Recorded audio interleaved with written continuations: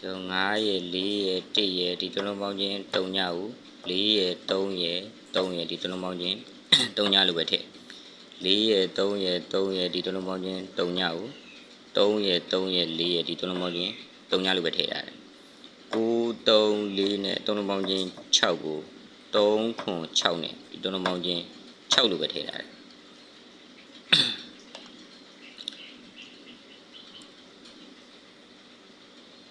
အဲကျွန်တော်တို့3ရဲ့ခွန်ရဲ့6ရဲ့ဒီတစ်လုံးပေါင်းချင်း6ကိုဒီ3လုံး6နဲ့ထည့်အောင်ခွန်ရှိရတဲ့အတွက် break 9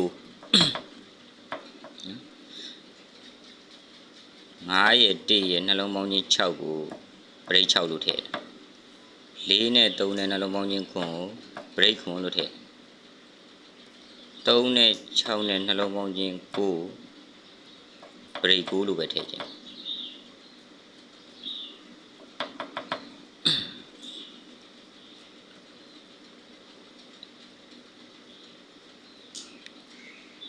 နောက်ပြီးတော့ကျွန်တော်တို့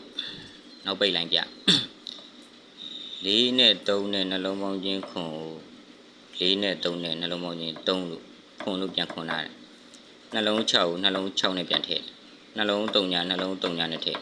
နှလုံး1ကိုနှလုံး1နဲ့ထည့်အောင်ခွန်ရှိရတဲ့အတွက်4ပိတ်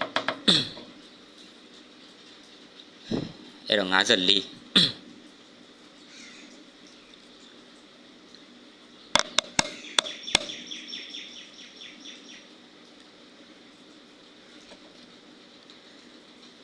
ညရဲ့4ရဲ့3ရဲ့3လုံးပေါင်းချင်းခွန်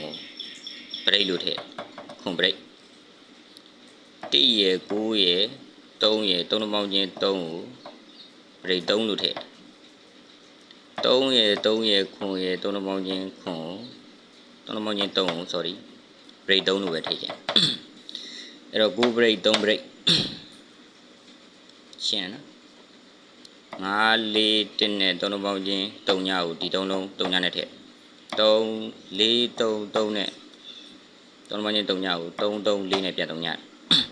9 3 4နဲ့3လုံးပေါင်းချင်း6ကို3ခွန်6နဲ့3လုံးပေါင်းချင်းပြန်6ခွန်3 6နဲ့3လုံးပေါင်းချင်း6ကိုဒီ3လုံး6နဲ့ထည့်အောင်ခွန်ရှိရတဲ့အတွက် break 9အဲ့ကျွန်တော်ကဒီနေ့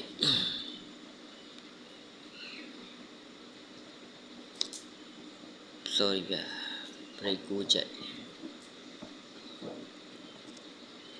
break 9ကြိုက်တယ်54မင်းရောကြိုက်